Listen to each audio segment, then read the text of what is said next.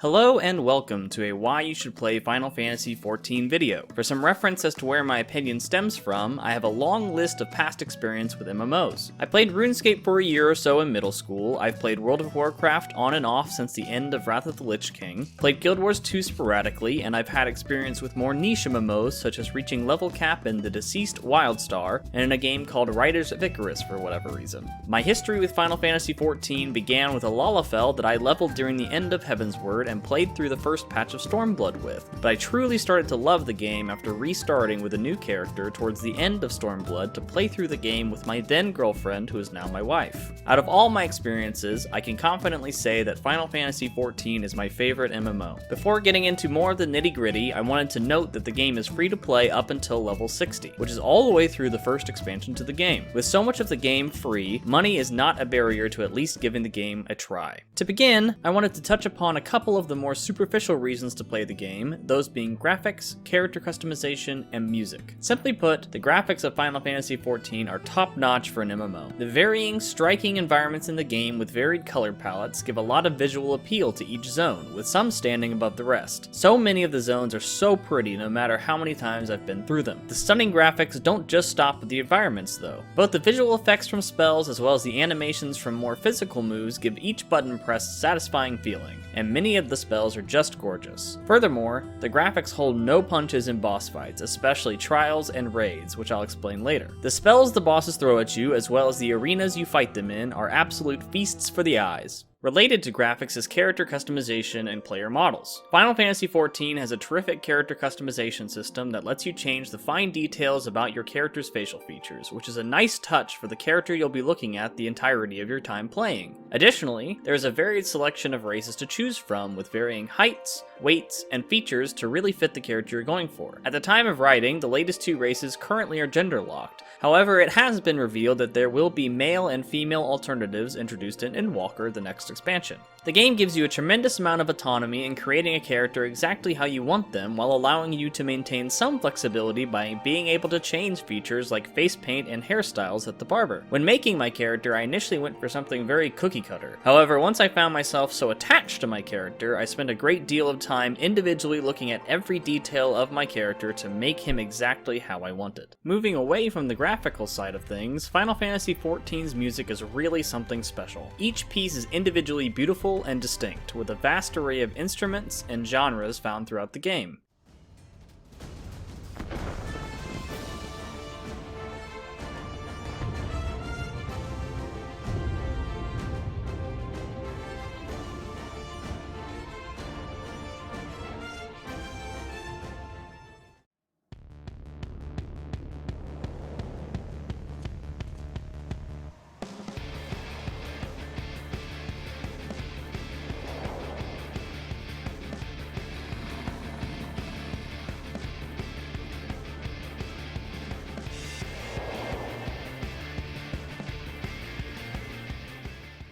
Not only is the music itself amazing, but also how the music is implemented in the game. With the day-nighttime cycle, an area's music will change to a more soothing piano variant of the same piece as night falls and the light dims.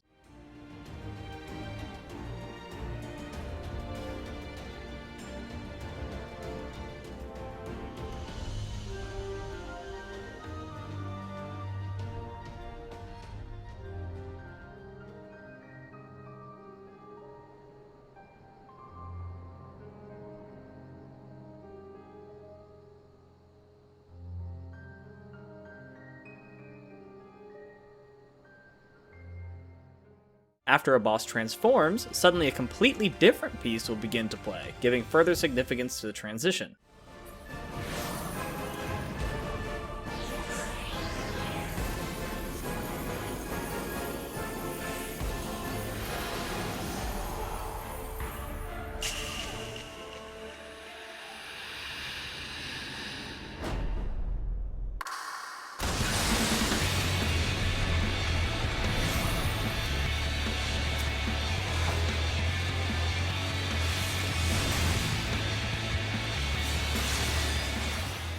One of my favorite touches is how either undertones or different renditions of an expansion's main theme can be found throughout that expansion's content, and so that piece of theme music follows you around as you explore the content of that expansion. The caliber of music at play in this game really cannot be overstated. Transitioning more towards the substance of the game, I want to next brush the surface of the tremendous depth that is the gameplay contained in Final Fantasy XIV. It would take ages to go into everything you can do in this game and how it all works, so I wanted to touch upon the more important aspects of the gameplay. The combat of the game works very similarly to most other tab-targeted MMO games, where you simply target an enemy and begin pressing your attacks. Since it is very similar to other games, calling attention to what makes Final Fantasy XIV's combat unique is important. Everything generally revolves around what's called the global cooldown, or GCD for short. When you press an attack or spell, all other attacks or spells that are linked to the GCD will be unavailable to press until the GCD finishes. This generally would leave you with small amounts of time in between button presses, but Final Fantasy XIV fills those gaps with abilities that are off the GCD. Without getting too far into the weeds, Final Fantasy XIV has a longer GCD than other MMOs, but fills those larger holes with other moves that you can press in the meantime. Additionally, for melee classes, most GCD abilities are tied to a combo, where using moves in a specified order will deal more damage and/or produce additional effects. Being able to fill the holes in between GCDs provides a good amount of fluidity to the combat, and nailing a cool series of moves can feel very satisfying. Final Fantasy XIV follows the traditional trinity of MMOs, having classes, which are known as jobs in Final Fantasy, that fill a tank role, a healer role, or a damage role. The damage role is further broken down into melee damage, ranged physical damage, and ranged magical damage. Tanks attract the attention of enemies to prevent their allies from taking excessive damage, healers keep everyone's health bar full, and damage dealers are in charge of depleting the enemy's health bars as quickly as possible. Each job has a unique flavor to it as well as a unique playstyle. So, whether you like a job because you like the flavor of the job, or because you like how it plays, there really is a class for everyone. You just have to find it. So now I wanted to look at each job individually, but no matter how briefly I touch on each one, it just ends up being a lot to talk about. If you'd like to move on with the video without hearing about each job, please feel free to click on the types of combat content timestamp in the description. For the tanks, you first have the Paladin, a sword and shield wielding knight that can also use light magic to protect their allies and harm foes. Paladins cycle between dealing physical damage with sword strikes and magic damage with holy spells, culminating in the awesome Comforter.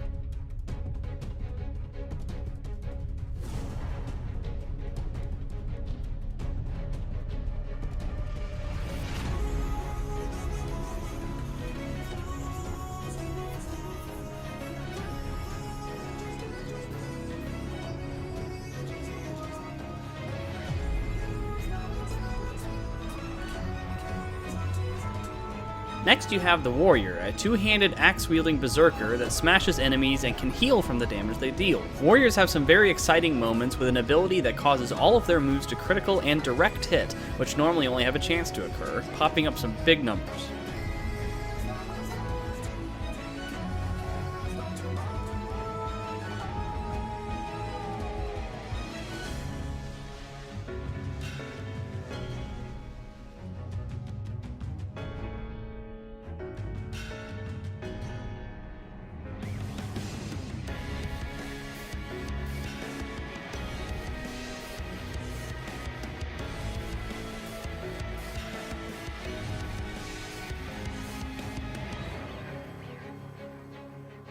Next up is Dark Knight, currently the edgelord job of the game, which wields a great sword and darkness magic to create barriers and slice through enemies. After getting to Shadowbringers, Dark Knights also unlock the ability to summon a shadow version of themselves to join in the assault.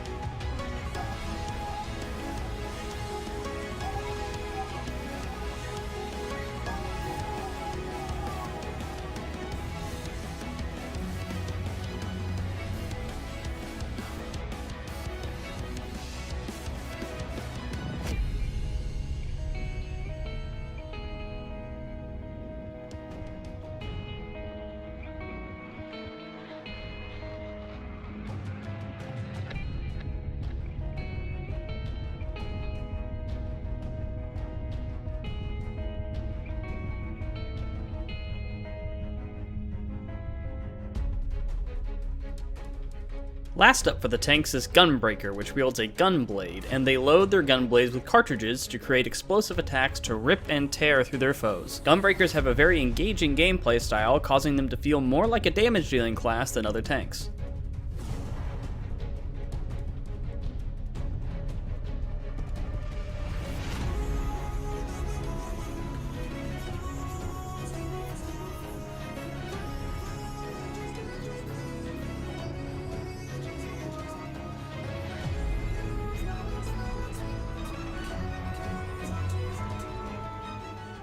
For the healers, first up is White Mage, a very traditional healer wielding a cane who uses earth, wind, and light magic to heal allies over time and in large amounts. White Mages also use a system of lilies, allowing them access to instant cast heals that eventually fuel the Blood Lily, which can be used to greatly harm the enemy.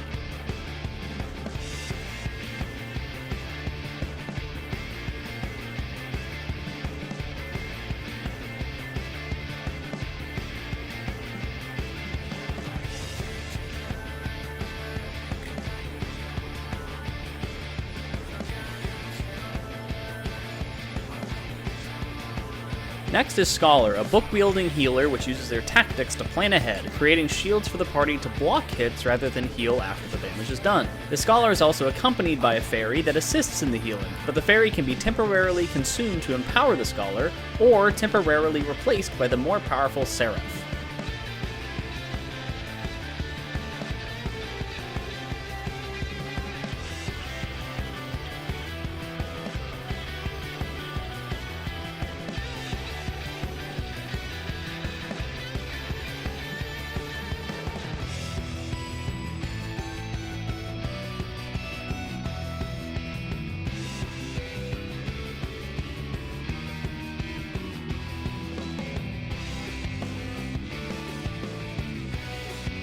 The last healer currently in the game is Astrologian, which wields an astrolabe and cards to both heal their allies as well as provide them with powerful buffs. Astrologians have some truly beautiful abilities, including a star they can place on the ground and explode, both dealing damage and healing in a dazzling burst.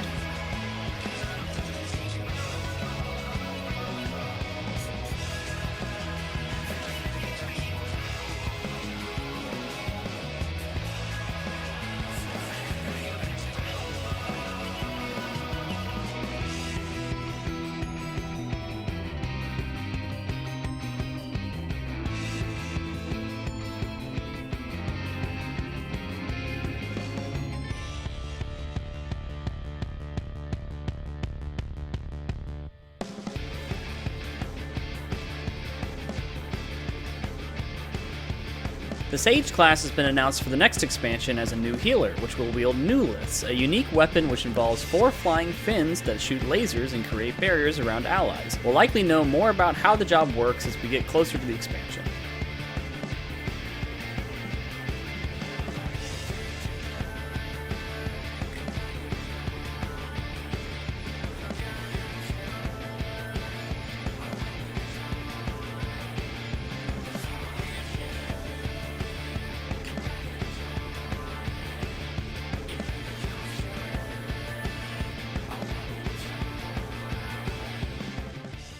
Moving on to the damage dealers, the first melee damage dealer is the Monk, a fist weapon wielding fighter that uses chi, punches, and kicks to rapidly pelt their enemies. Monks change to different stances as they use each move, allowing their melee combos to be fluid. A good monk will have to make sure they are hitting the enemy in the rear or flank with the right moves to deal as much damage as possible.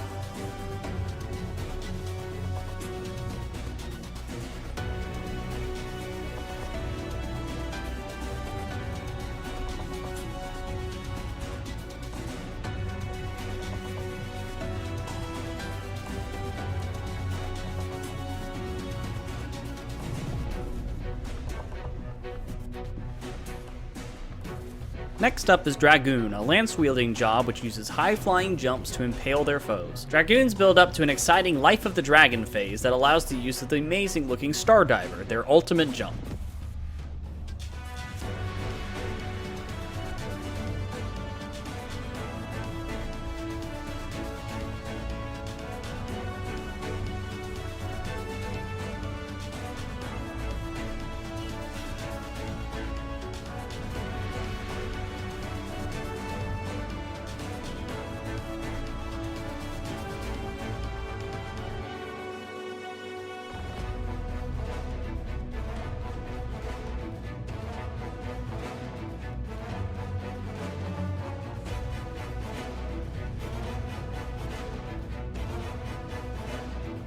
Next is Ninja, a dagger-wielding job that combines typical slashes and stabs with ninja art hand signs to invoke certain types of magic. Ninjas are a fairly difficult job to play, with all of the button presses required to use each jutsu, but both the animations and the high damage make it incredibly rewarding.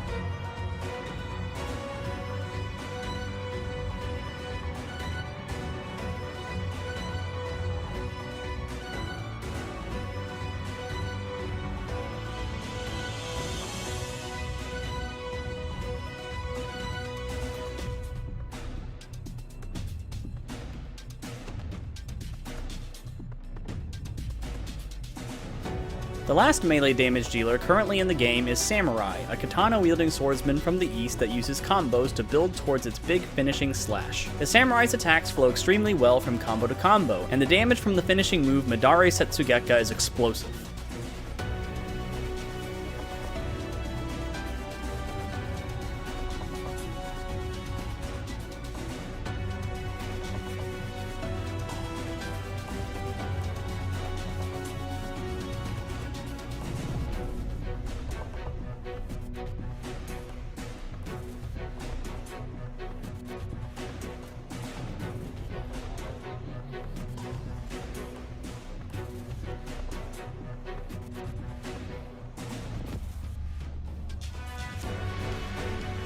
The next expansion will also include a new melee damage job, the Reaper, a scythe-wielding job that harnesses energy from a Void Being and can temporarily allow the Void Being to enter their bodies to further empower their strikes.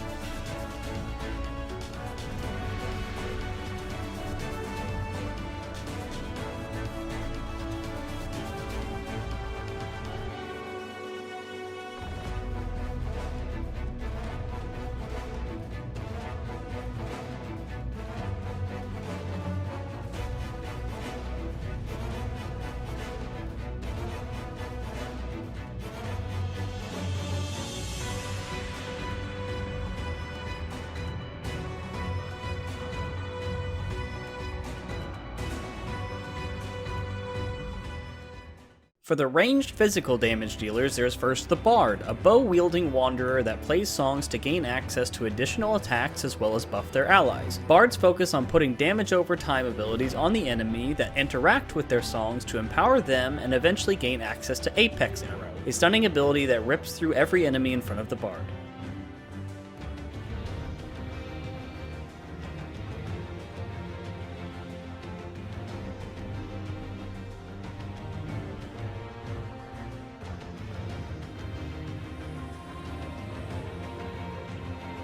Next up is the Machinist, a gun-wielding job that combines its gun with all sorts of gadgets, including being able to call in a punching robot. Machinists have frequent exciting moments of overheating their weapon, speeding up their attacks and empowering their wildfire bomb for a big explosion of damage.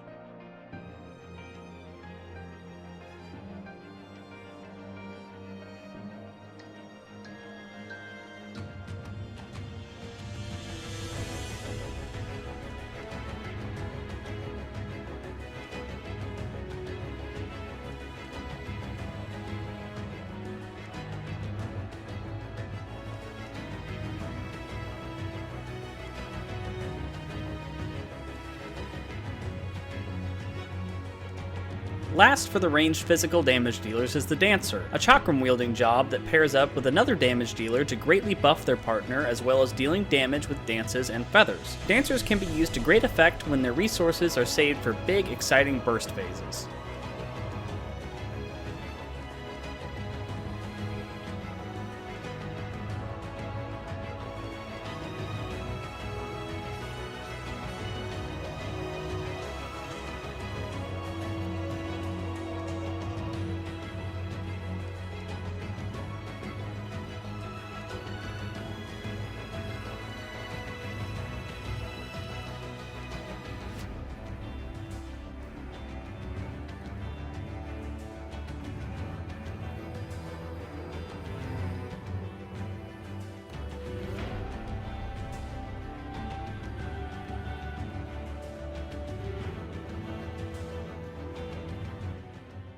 The only remaining role is the ranged magical damage dealers, with the Black Mage up first, a staff-wielding mage utilizing the power of fire, lightning, and ice to devastate their foes. Black Mages act as magical turrets, needing to stay still to deal more damage than any other job can do.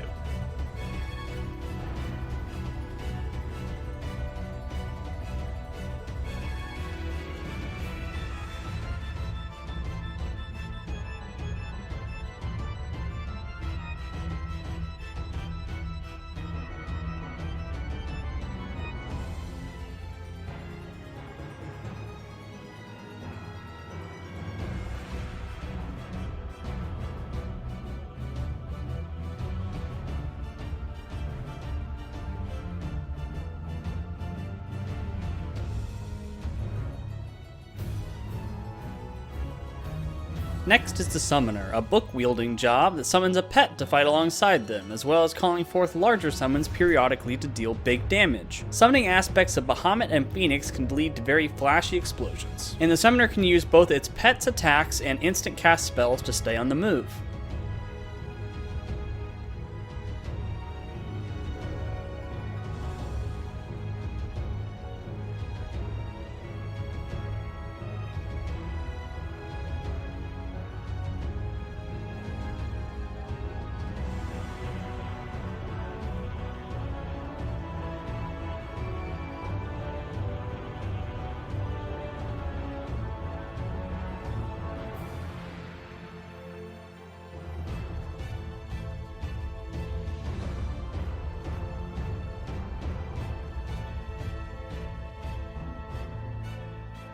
Last is the Red Mage, a rapier and focus-wielding duelist that combines both white and black magic to blast their foes. When they build both black and white magic up in balance, they are able to unleash devastating melee attacks on their enemies. Since they also wield white magic, Red Mages also have the capability of healing if necessary and resurrecting fallen allies more effectively than any other job.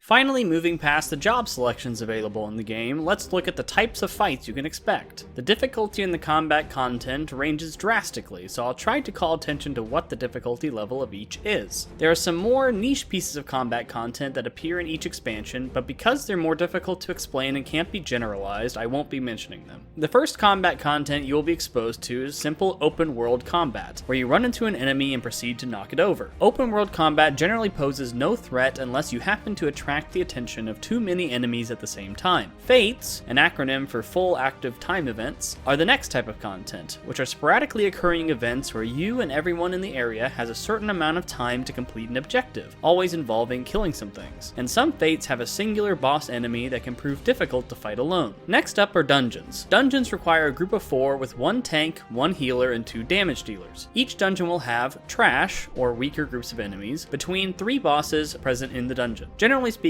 the trash is more threatening to the tank and more demanding of the healer than the bosses, but bosses can have life-threatening mechanics that can easily take some lives if not done correctly. Trials are the next type of content, and they very simply involve 1 boss with significantly more health than a dungeon boss. These trial fights involve the boss using a lot of different abilities with a tremendous amount of visual spectacle. Except for the beginning trials in the game, trials use a group of 8, with 2 tanks, 2 healers, and 4 damage dealers. Trials also include extreme versions of each trial, ramping up the difficulty of the fight with new mechanics, including what's called an enrage, where the boss will flat out kill the entire group if the boss is not killed within a certain amount of time. Raids are very similar to trials, involving a group of the same size, a singular boss, and similar difficulty level. Raids are broken down into 12 bosses, released in sets of 4 throughout the runtime of each expansion, and generally increase in difficulty as you climb the ladder. Raids feature a savage difficulty level, which is similar to the extreme difficulty for trials, but are generally more difficult than trials while appropriately awarding the the best gear the game has to offer. The largest group content the game has are Alliance raids, which involve 3 groups of 8 for a total of 24 people. Each group contains 1 tank, 2 healers, and 5 damage dealers. Alliance raids follow a similar format to dungeons with trash and 3 to 4 bosses, but the bosses are generally more difficult than dungeon bosses. These raids are usually not as hard as basic raids because of the sheer number of players. The last type of content is the pinnacle of difficulty, ultimate raids. These raids involve a gauntlet of bosses that must all be killed in a row, typically with difficult transitions between these bosses. The fight also includes multiple enrages, so a high level of damage must be maintained throughout the fight. These pieces of content require a high level of skill, a tremendous amount of practice, and a ton of teamwork. Because of how difficult these are, I haven't ventured into them myself. Doing any of the more difficult content is completely voluntary, as the most difficult content required of you to progress the story are base difficulty trials. Moving into the non-combat content, there is absolutely no way I could touch on everything there is to do, so I'll do my best to bring up the larger pieces of content that I think are the most interesting. Crafting and gathering are extremely deep systems that are very rewarding should you decide you'd like to spend less time fighting. There's also a very nice housing system with a huge amount of decorations for making your house look how you want. If you can't secure yourself a plot of land, there are infinite apartment rooms for decorating a single room, or free company, which is what guilds are called, houses that allow its members to have their own rooms inside the house. Coming next expansion are island sanctuaries, which apparently involve raising animals and farming, as well as letting pets roam free. Not much is known about it so far, but it seems like a great way to relax and spend time between fights. There's also the Golden Saucer, a large casino area full of minigames like chocobo racing and rewards to earn if that tickles your fancy. Speed round of activities you can do. Collecting outfits and cool looking gear for your character, jumping puzzles, treasure hunts, sightseeing spots, using the market board to make money, playing instruments, gardening, helping beast tribes with their problems, a card game called Triple Triad, and so many other pieces of content. There really is a tremendous amount of stuff to do in the game outside of just killing enemies. After that onslaught of information about what there is to do in the game, I wanted to take a little pause to mention 2 not so great things about the game that I personally feel are important to tell any new player to make them aware of these things before they choose to hop into the game. Unfortunately, the game gets off to a slow start in multiple ways. From a story standpoint, the story doesn't really get going until the first expansion according to most people, with most of the base game setting the stage for further story. The story in the beginning still features interesting characters, but none of the big events in the game happen until you've played for a while. From a gameplay standpoint, jobs start out with very few abilities and little to no abilities off the global cooldown, which makes combat slow at the start of the game.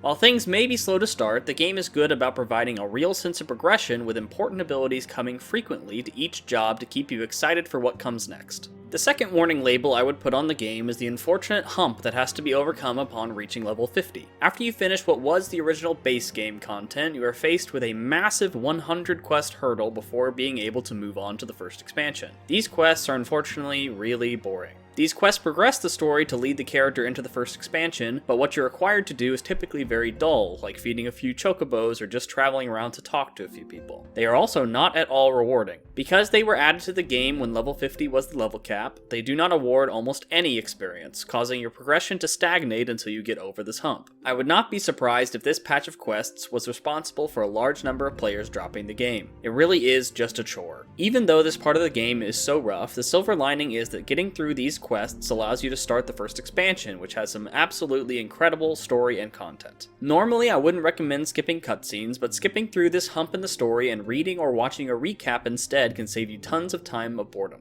Now that I've got the bad stuff out of the way, it's time to get into what I personally think really makes Final Fantasy XIV stand out as an MMO. The story is really something special. First and foremost, this is a Final Fantasy game, and like many other games in the series, 14 boasts a killer story with well fleshed out characters, tons of emotion, stellar antagonists, and loads of depth. As someone who has played a lot of different MMOs over the years, I really do think that Final Fantasy XIV's story is one of the best in the genre. If you like games with a heavy amount of story, getting invested in the story can become a huge motivation to keep playing the game to see what happens next. The next expansion will feature the conclusion of the overarching story that has been developed throughout the game, so there really hasn't been a better time to join the game to participate in what is sure to be the awesome conclusion to the tale. Tied to the story is probably the aspect of the game I like the most, which is connection to your character. Unlike other other MMOs where the story kind of happens around your character and you get involved where you can, the story is centralized around your character as you are the Warrior of Light. Your character being the true hero of the story really helps develop the connection you have with your character, something I feel is missing in other MMOs. This deep story connection to your character can really help establish the identity of the character you're playing in a way I haven't experienced in any other MMO.